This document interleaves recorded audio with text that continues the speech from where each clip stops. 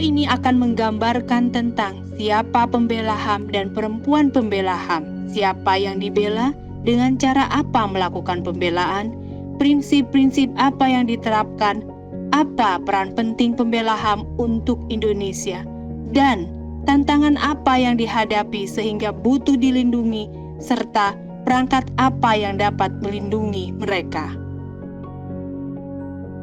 Siapa pembela HAM dan perempuan pembela HAM?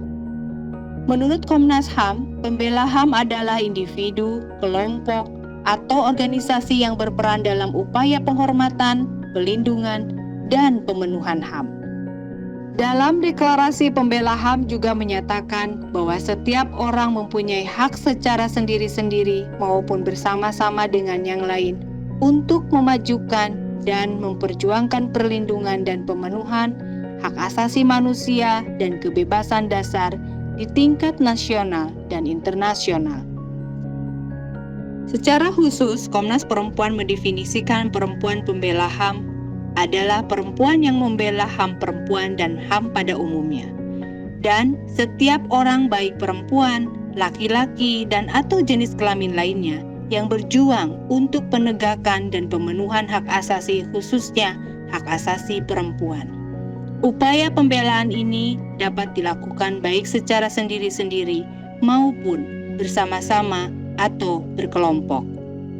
The United Nations Human Rights Office menggunakan istilah perempuan pembela HAM atau Women Human Rights Defenders, yaitu semua perempuan dan anak perempuan yang bekerja pada isu hak asasi manusia apapun dan orang-orang dari beragam gender yang bekerja untuk memajukan hak-hak perempuan dan hak-hak yang terkait dengan kesetaraan gender. Siapa yang dibela? Mereka membela orang-orang yang tertindas dan menjadi korban dalam berbagai aspek kehidupan seperti warga miskin, terpencil, korban kekerasan secara umum dan kekerasan berbasis gender, minoritas agama, adat, dan gender. Warga yang direnggut hak-haknya atas tanah dan lingkungan hidupnya oleh negara atas nama pembangunan. Dengan cara apa melakukan pembelaan? Banyak cara yang bisa dilakukan, namun secara garis besar setidaknya ada 3 strategi. Pertama, melakukan pengorganisasian dengan membangun kesadaran kritis. Kedua, pendampingan kasus dengan metode litigasi maupun non-litigasi. Ketiga, advokasi untuk perubahan kebijakan dan perbaikan layanan. Prinsip-prinsip apa saja yang diterapkan? Prinsip utamanya dari pembela HAM adalah anti kekerasan, melakukan aksi pembelaan dengan damai, tidak menggunakan segala bentuk kekerasan. Prinsip lainnya adalah menerima universalitas atau keberagaman, membela hak yang diakui HAM, dan instrumen lainnya dari sistem universal hak asasi manusia. Mengapa pembela HAM penting untuk Indonesia? Perempuan pembela HAM dibutuhkan sepanjang sebuah negara belum dapat mewujudkan demokratisasi, pemenuhan kesejahteraan, keadilan, dan kesetaraan gender. Dan Indonesia ada dalam situasi tersebut. Suara perempuan sipil, khususnya perempuan dan kelompok marginal dalam pengambilan keputusan negara, masih minim.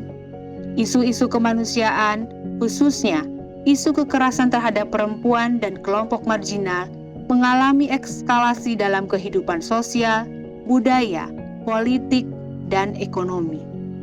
Bahkan, perbudakan seksual masih terjadi, salah satunya yang terungkap seperti kasus ini.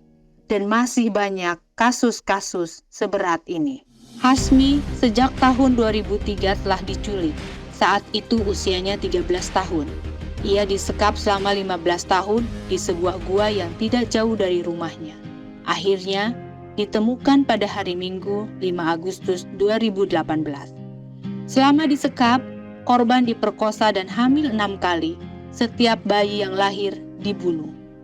Pelaku adalah seorang dukun di Desa Bajungan, Kabupaten Toli-Toli, Sulawesi Tengah, yang merupakan mertua dari kakak korban. Beragamnya kasus-kasus yang dihadapi pembela HAM tidak sebanding dengan perlindungan dan dukungan yang diterimanya. Pembela HAM yang mengalami ancaman, diskriminasi, pengucilan, dan berbagai masalah tidak mudah untuk mencari perlindungan pada negara.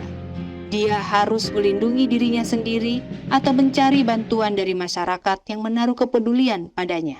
Kerja-kerja pembela HAM telah terbukti menyuarakan dan mempengaruhi perubahan kebijakan, anggaran, dan perbaikan layanan pemerintah. Misalnya pada tahun 2022, berhasil mendesakkan pasal-pasal yang berorientasi pada hak korban dalam Undang-Undang TPKS.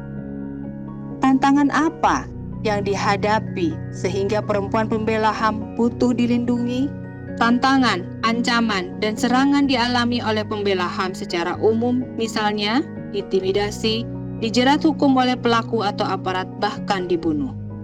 Secara khusus, pembela HAM perempuan mengalami bentuk ancaman dan serangan berupa teror dan intimidasi seksual, pengucilan, dan penolakan atas dasar moralitas, agama, adat, budaya, dan norma baik keluarga, perkosaan, dan berbagai kekerasan seksual lainnya.